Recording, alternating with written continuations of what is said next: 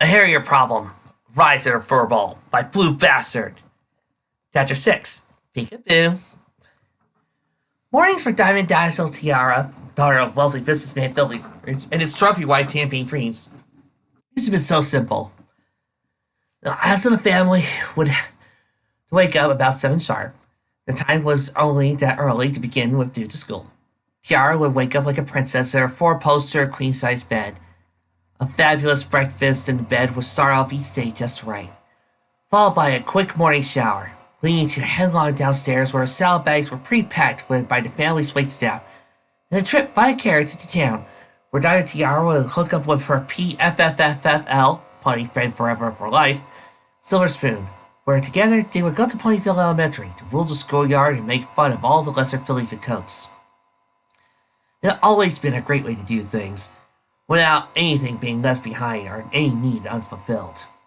At least, that how it had been until Filthy Rich suddenly decided to drop off in the doting of his little angel and started requiring her to do things herself in some misguided, in her opinion, attempt to make her more like the scum she had to comport with on a daily basis. First, he had been making her solely responsible for managing her salad bags, which she still considered far beneath her due to how tedious it was. But she always had to do her homework, as opposed to a servant hired specifically to do it for her, had always been an annoyance to the pink filly, and now she had to even bother putting it into her bags now irritated her even more. Then he made her come downstairs for breakfast, instead of being able to have it in bed. Then she had to take the shower before going down to breakfast. Then, she nearly blew a fuse when her special breakfast and pink plateware suddenly disappeared for no reason, which she suspected her dad to also be responsible for.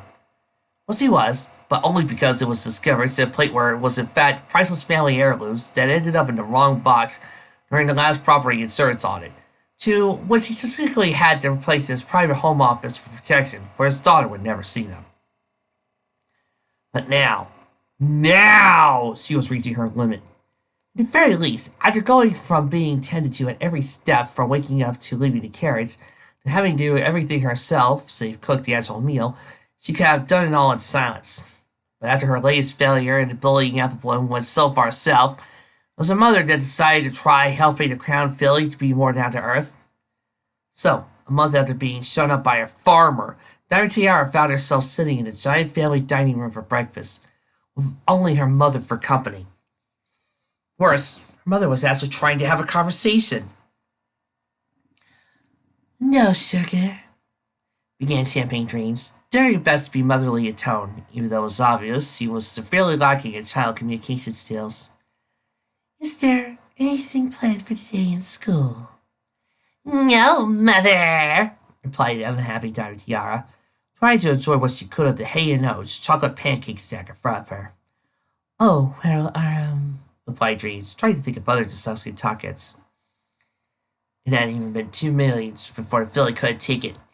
"Mom, why do we even need to do this?" whined Diamond Tiara. "What have I done to you and Dad are punishing me for? Everything was fine the way it was, so I could still have my first meal in bed, when I could shower without an empty stomach, when I didn't have to worry about my school bags all ready to go the night before school. Everything was so simpler."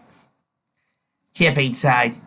"Champagne, dear, you have to understand that even though we're impossibly wealthy, our family cannot lose sight of what it's being a pony inside.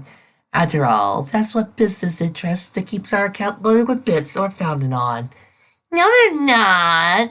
You and Dad hardly ever act like regular ponies. You're always on business-related trips, staying in mostly serious penthouse suites, comforting around with the who's who of society. Nobody gets to that kind of societal status simply by being nice to every pony," argued the irate filly. "Well, that is true. Most of the social elite are made up of nobles and wealthy heirs who haven't worked a day in their lives to get where they are. That wasn't the case for your father, who your grandfather, horribly rich, may work in the local stores and buy our bargains here in Ponyville, all the way to the corporate side of things, before finally inheriting the job as CEO. That was what was making him only go through the public school, like Ponyville Elementary. "Is that why you guys won't let me attend a private school? where I can hang out with ponies who are actually like me, instead of normal residents of this backwater town. Trust me, kid. I know a few private school students. Public school's where it's at. Japan became more serious. Diamond Tiara, I'm sure your father has made it clear with how important in Ponyville is to our family. We are, after all, one of his founding families, and one of the two most important alongside the apples. It is important that you learn to be as much a part of the community as being part of the family. Diamond Tiara would have argued back, but the great-grandfather clock at the room started to chime. Oh, my bad. It seems we took too much time talking for you to finish your breakfast. No, it's fine. I'll eat it on the go. Hurriedly said the filly before taking the plate of pancakes and rushing away to the kitchen, playing huff. It would be awkward trying to eat them in a carriage, but it was a far preferable alternative to talking to her fashion model mother about how the rich family bloodline needs to be like the common pony in the streets, or how the Apple family was even allowed to be compared to the rich family simply because of the whole founding family thing. As she dashed away carrots, plate of pancakes in her mouth now, Samantha stumbled into the cabin and landed face first in the same plate. Taking a moment, the waiting staff, who bore witness to the event, stifled their laughter. Glad that Karma was biting the demanding, spoiled brat once in the flank. Come on, y'all! Time to go back to the plan! There was one thing that Applejack disliked about living on Sweet Apple Acres. It was having to deal with the sheep. While the apple crop was always going to be a major part of the farm's total revenue, it wasn't the only thing supporting the apple family. Corn, wheat, and other cash crops did a fair share of supplementary revenue, but the big crop material sold through the farm was wool. Harvesting in the early spring, not long after winter wrap-up, the wool was processed old-fashioned style by the apples while they waited for their crop to ripen. Then stored until mid-fall, where demand for the wool would skyrocket due to demand for warm clothing to fight the oncoming winter with. However, because wool only grew on sheep, and sheep were very skittish creatures, despite being sentient as much as ponies, getting to do anything the whole herd needed to do, such as back at the pen after grazing, required some extra help. For Applejack, that extra help came in the form of Winona, who got them all into the pen relatively quickly.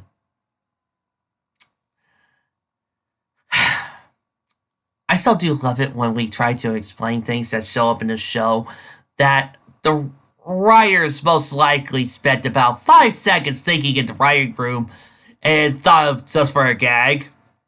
I still do love it when we do that. Hey, Applejack, came a familiar voice, to which Applejack turned around and found Sandalwood approaching. Howdy, Sandalwood! Aren't you supposed to be at work or something? Nah, taking some time off as my aromatherapy supplies are near total depletion, and so Cora needs time to make her more affordable substitutes. Today I thought I'd visit you on the farm, since the last time I was here, and I wasn't able to see the place. I don't remember you ever having to cut the Sweet Apple Acres at all since you moved here. You weren't here. Remember the whole thing with Sable Loam and the chasing and the motor vehicles and the... Alright, right. Sleeplessly replied to slightly blushing Applejack. Sandalwood just shook her head. Yeah, I thought as much. Anyway, and just to see what your property is like, there is the matter of the truck. The truck? Well, that's a truck. Neither I nor the rest of my family have found a use for it ever since it was put in the shed. Have you at least run the engine since storing it? Nope. Don't see a day tube's not being used. Why? The tan pony frowned. Because the truck, last I checked, was a million months ago. It's usually just a slightly improved version of the parade flow engine, the powered thing that the truck started out as. It has a battery, which requires to be constantly run simply to ensure it operates properly. Even before Twilight made it a permanent part of the vehicle for a spell, that's proper internal combustion engine maintenance care, since the battery runs spark plugs, which causes... Applejack waved her hose in front of Sandalwood. Alright, got it. You're the mechanics expert here, not mine. Frankly, when that engine was still a separate component, I just simply removed the battery. Of course, that was before the Crusaders put it into the big golden apple float that crashed into the river, which may or may not damage the engine and the battery. Sandalwood, not wanting to waste time just standing around, Aurora began walking away. The engine was in good enough condition to send the ramshackle cars and saw caressing to air free, and then failed once during the rough main run of the truck, so it's safe to say the engine just needs a little exercise. Whatever you say, replied Applejack. Together, the two mares made their way into one of the smaller barns of the property, without tagging along and barking happily at the relative newcomer. Upon reaching the barn, the ponies each took a door and opened it up to expose the contents. Inside the barn sat a vehicle who Applejack shared a rather large relation with, the apple truck. Ordinary a regular old cart with a salvage float engine, it had been this vehicle's demise that led Applejack stint as a werewolf, and for that she was still somewhat wary around it. However, after Twilight tried to turn it into a copy of the fully working motor car built by Lyra and Sandalwood, the same way she had once made the apple carrots, the spell ended up turning it into what Lyra described as a truck type vehicle. Reborn, the newly christened apple truck had played a crucial part in helping take down the evil Sable, namely by being the only thing that could have carried Iron Will to the bow with any kind of speed. And in turn, not only restoring Applejack to her normal self, but also giving closure to the mystery around the deaths of her parents. Everybody got that? For that, the apple farmer decided to keep it around. But since out of habit, all heavy load transport was done manually, the vehicle had been locked up in the barn ever since, left untouched. Or so that's what Sandalwood thought until she knows what was sitting in the truck's bed. Hey, Applejack, why is there a life size cutout of Twilight Sparkle in your truck? The mayor in question was confused. Oh, there's somebody nothing back there. Walking over to Sandalwood to see, the orange-faced werewolf's confusion grew deeper, as she too saw the two-dimensional pony in the back of the apple truck. It wasn't even accurate to the pony it was trying to duplicate it, as it depicted Twilight in her original unicorn form instead of her current alicorn state. Heck, it didn't even look exactly like the regular unicorn Twilight either. The eyes seemed austere, the expressive smile looked just plain creepy, and the corkscrew lines of her horn were far too vertically slanted to look like any real unicorn's her. Not gonna lie, life's creepy, commented Sandalwood. I want to know where it's from, replied Applejack, proceeding to get into the truck bed to get a closer look. However, close examination revealed nothing about the origins of card-like Spy Girl. It was if somebody had taken a perfect image of the princess prior to her ascension, altered it somewhat so it wasn't a perfect image anymore, plastered it into a large piece of cardboard, and stuck it to the barn without having undone the lock, simply to put it back in the unused truck. I'm more interested in why myself, Ansley mentioned Sandalwood, who already propped open the truck's hood to do diagnosis. Is there any pony you know who could have had any kind of reason to make a useless standee for sole purpose of standing in the back of your truck? I don't know. The lock doesn't look touched, so I'll have to figure it's some pony who has teleportation that could have done this. Well, even then, I don't know why some pony would want to leave it in a place where it wouldn't be seen for months. As far as I know, the only thing Twilight ever did with this thing was turn it into a useless scrap. I guess it's not useless scrap once I asked to figure out what to do with it. Actually, she rode in the back with Spike and Iron Will when we went chasing after you. Sour now, married motivational speaker friend knew not to kill that furry bastard if you were ever to stop being a werewolf. I also want to take this thing out for a spin to check the battery. No reason not to. Applejack just tried to reply. Some months later, the apple truck was rumbling its way around Sweet Apple Acres with a reluctant Applejack at the wheel. Sandalwood, a remote therapist and now driving instructor, kept on giving commands to the frazzled farmer that supposedly would put the truck through its paces. Carly Sparkle remained in bed, visible in the rear-view mirror, providing silent support. I swear this is the craziest thing I ever done since trying to sell surplus cotton, shouted Applejack, clutching the wheel with a death grip. Somehow, the wheel was not instantly breaking under his strain. Toggled the headlines and, what was that about cotton? Quipped Sandy, who seemed to be paying more attention to the behavior of the truck than Applejack's comments. The farmer remained silent, but did hit the switch for the headlights. The area immediately in front of the truck grew brighter, seeming satisfied as Sandalwood until she realized the strain of Applejack's first driving experience might cause the hat-wearing pony a hernia. All right, you can stop. I'll press on the brake as you take your hoof off the accelerator. Gradually, the truck came to a stop, its rumbling engine idle. That's what my sister or friends wanted to build! Somewhat pale and sweaty Applejack gasped. Stacy did not like driving was an understatement. Sandal laughed. Yeah, I had the same reaction when Lyra and I took the car for a test drive. I know you won't believe me, but it goes way faster than his truck if you slam the accelerator pedal. Part of it is the weight, since the car is smaller and lighter, but since it also has a higher operating power drain compared to the mass-produced float you've got. High enough that Lyra has to use her magic to power it. So take it from me, if you keep practicing driving, you'll get the hang of it. Applejack only looked slightly relieved. Yeah, thanks. But I'm still curious since trying to sell cotton compares to driving in terms of craziness. Rolling her eyes, Applejack chuckled.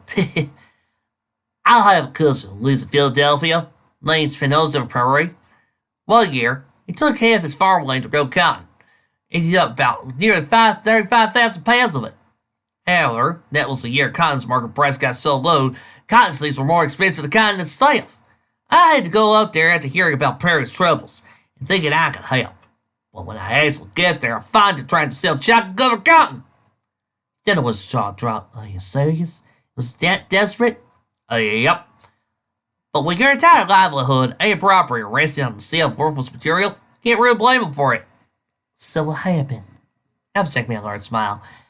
I eventually came up with the idea of using all that cotton to make fake sheep decoys, which were able to be sold to areas that were having serious timberwolf phase problems. Managed to get rid of every last pound of stuff and still turn a profit, along with threatening Pinoza them to never grow cotton again. Sampling was done. It actually worked? Yep.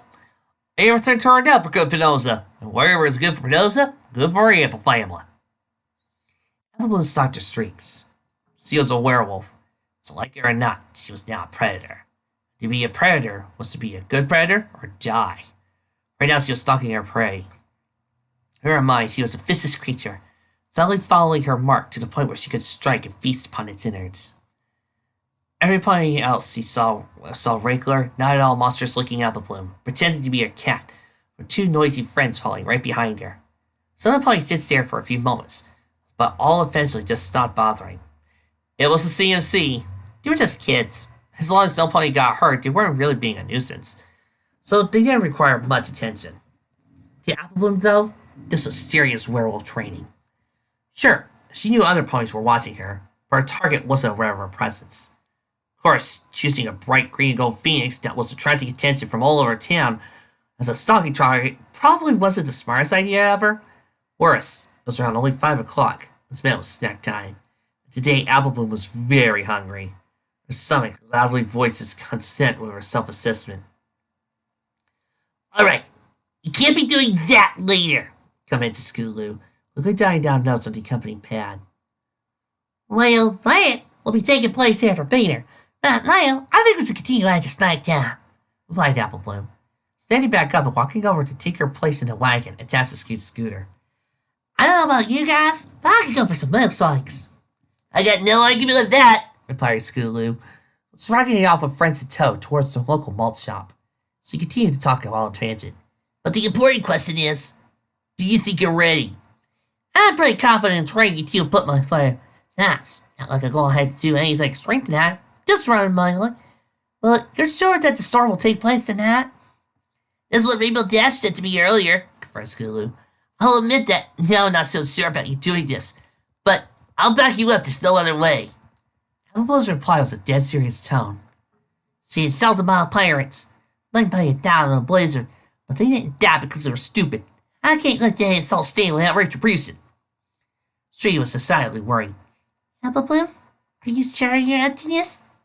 Yes, Lee, I think I am, said Applebloom a bit more forcefully since he needed to. When she realized it, her tone became more simple. I'm sorry, my temper's somewhat worse.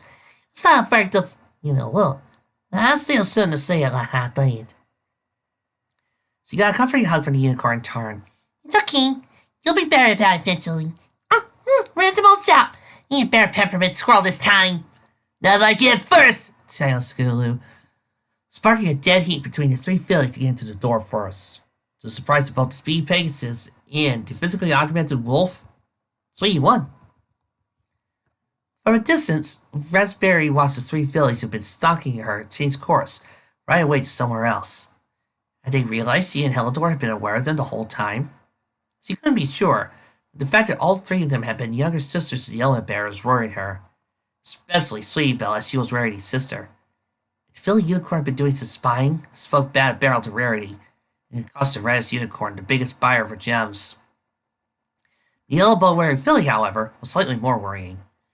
If memory served, that was the filly named Apple Bloom, younger sister of the honest Applejack. Well, it wasn't the lineage that troubled the Beryl. There had been slight feelings he had been detected around the Earth Point filly, a familiar one. Only problem was that familiarity was through something no Earth Point should have ever been meant to say sentence with. Ma'am? Asked the pear vendor. Are you going to buy my pears or not? Huh? Oh, I'm terribly sorry. Is this those ponies? You mean the cutie mark castanas? They're generally harmless, so don't worry. Heck, the old one? She's the youngest of the local apple family brands. When I learned who she was, I was sure she was going to call in her big assemblies to break my kneecaps as punishment for trying to sell pears to their territory.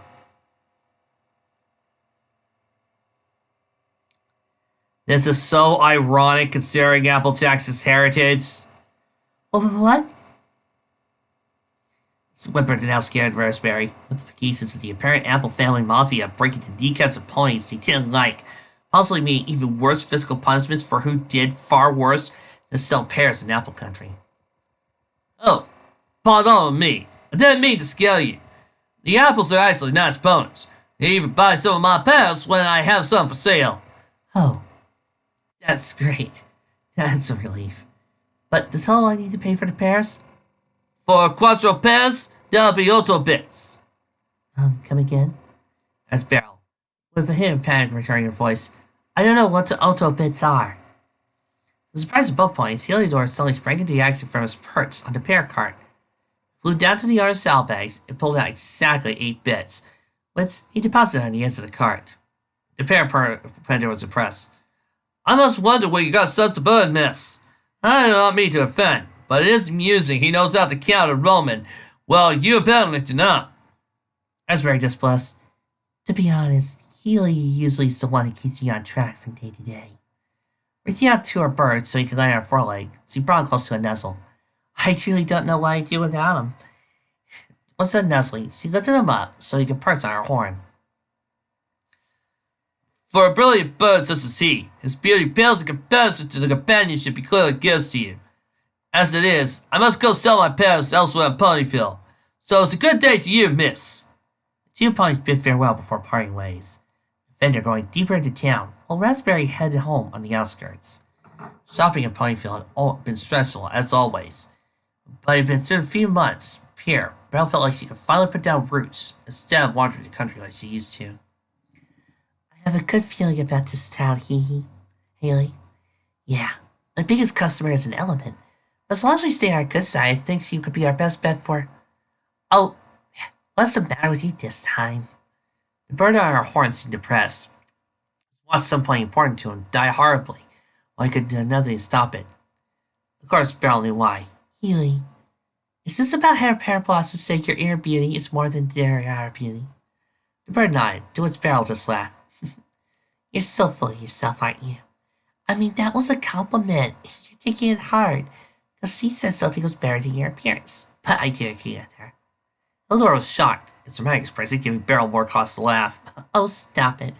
Your cut was still magnificent. As always, you vain little firebird. But you truly are even more beautiful in how you've been my best friend ever since we've met. After everything we've been through, all the towns we can't go back to because of... Beryl would have continued had it not for the sudden panic cries of a young colt coming to earshot. Help! Help! Somebody help! Against her better judgment, the unicorn bird rushed over to cry in distress. What he found was, thankfully, nothing too serious. The source of cries had been a very young colt, bearing an interesting white coat that had pearl spots all over him. But it didn't seem to be anything going wrong with him. Is everything all right? Asked Belle. My ball! It's stuck under the tree! Replied the colt in a partial accent that betrayed his Tringham origins. Looking up, the ball was soon located in a medium-sized tree nearby. It was yellow with a blue stripe running through a metal and a red star on opposite sides. Is this a Pixar film? Could you get it out for me with your magic? For a unicorn like Beryl, it would have been an extremely easy case of using telekinesis to move the ball. However, while Beryl had telekinesis like any other unicorn, she really did not like using it in public. Bad things tended to happen when she tried to use magic in public. But she also had Helidor. I could use my magic, began Raspberry, but I think it would be more interesting if my pet went to fence it instead. Healy? On command, the Phoenix launched from Beryl's horn into the air, and in seconds retrieved the ball without puncturing it in his talons, letting it fall to the ground around the colt. Fox, Sighed the young pony, bounced his ball towards the house across the street into an open door, where the pony that was pursuing his mother was waiting. The mother figure waved at Beryl, and Beryl waved back. The mother then closed the door, leaving the unicorn Phoenix alone in the world again. However, having been able to perform a simple act of kindness brought a smile to Beryl's muzzle, something she wished she could do more often in her life. A sudden weight on her forehead signaled Helidor's return to her horn roost. Come on, let's go make supper. Together, Phoenix and Unicorn walked back down the home wordlessly, needing nothing in the world but each other's company. While weather in Equestria was usually clear and pleasant, there was always the need for the Pegasus weather teams to generate a superstorm or two to keep the natural balance of things in line. This year, the Ponyville weather team had whipped up one of the largest in years, so Rainbow had to have a town-wide curfew that no pony was to be allowed outside during the storm due to how fierce it was. Before midnight, the storm was released. With it came the driving rains, unbelievably bright flashes of lightning, and thunder so loud it was like giant drills were piercing the heavens. Diamond Tiara, it was extremely poor weather to try and sleep in. Between the noise of the rain and the thunder, and her normally dark room constantly being lit up every so often by lightning, how any pony was expected to sleep in this was beyond her ability to comprehend. Giving up on sleep, Diamond Tiara absently-mindedly decided to wander over to the window. Maybe the rhythmic tapping of the heavy rain might actually help her doze off as she was close to it. At the windowsill, she placed her forelegs on edge and proceeded to stare into the night. Bah! I don't understand why Dad couldn't have hired some unicorn to put a spell around the house that would give us an insulting shield. That sounds so much more efficient use of the family funds instead of suing the Equestrian Labor Board and raise minimum wage. I mean, what the? She almost missed it. In the flash of lightning, there had been clearly a shape of some sort of illuminated. Curiosity came to bear her. Diamond Tiara leaned closer, but not too far. Lightning flashed again, this time confirming the shape. Fortunately, it was the shape of a pony resembling the outline of one pony that Diamond Tiara hated most of all. I swear, if this is bugging Apple Bloom trying something funny, swore Diamond Tiara as she threw caution to the wind, right up to the window glass, muzzled to the reflective surface. Whatever was out there, they were going to learn not to mess with the sleep-deprived Diamond Tiara. Lightning flashed a third time, giving a brief, fully lighted loop to Diamond Tiara and this figure, separated only by glass. As he thought it had been Apple Bloom, this time something was horribly wrong. Yellow Filly's fur and mane were an absolute mess, both from the rain, as she hadn't shed her coat in years. But that was the least scary part. To Diamond Tiara's horror, Apple Bloom had her two forelegs in the glass, except they weren't hooves. Canine paws on the paths to the bottoms, clearly visible, the claws touching the window glass, were stuck to the outside. But worst of all had to be the face.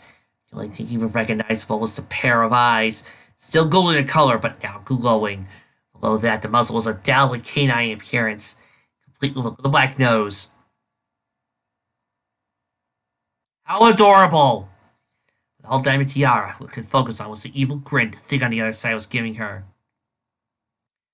The grin full of what appeared to be sharp teeth meant nothing for tearing into young, supple prey like fillies, ripping flesh from bone. In a split second, the illumination ended, dancing all into blackness once again. Shocked, Diamond Tiara was sure she was just hallucinating, right until that thing that was Apple Bloom, but wasn't Apple Bloom, spoke in the most horrifying, bad, husky voice ever. Peekaboo, I saw you. Diamond Tiara's scream woke every pony in the house. Filthy Ritz was on the first of the scene. It didn't even bother opening the door. She just slammed into it and knock it off its hinges. He'd buy another one. Doors were cheap. His daughter's life was not. The door was now rendered useless in obstruction. Found the whimpering form of his baby girl in the farthest corner of the room. In the field assistant, mumbling incoherently to herself. Tiara? Tiara, you okay? Oh, monster! The window! Was Elsie commands between sobs. Moving cradle his daughter, he instructed his bodyguard to investigate. Or when the bodyguard looked, there was no sheep at the window. Nothing indicated there had ever been a sheep there to begin with. Diamond, she could spend the rest of the night trying to pull herself closer to her father's embrace, fearing that Apple Bloom monster would re-emerge should he leave. Eventually she fell asleep, but that was then moved to the master bedroom lest she wake up again, all alone. The rest of the ponies would be chalked up to a fillyhood nightmare that couldn't have hurt a fly. To the Keymark's Crusaders who were spending the night at Ascolu's house, Apple Bloom's return 15 minutes later, after Diamond Tiara scream, was cause for celebration. A quarter mile away from the mansion, Apple Bloom terrorized, Fair Fistle laughed, without fear of any pony hearing her. After all, she now knew the first ally she would need to draft to her cause.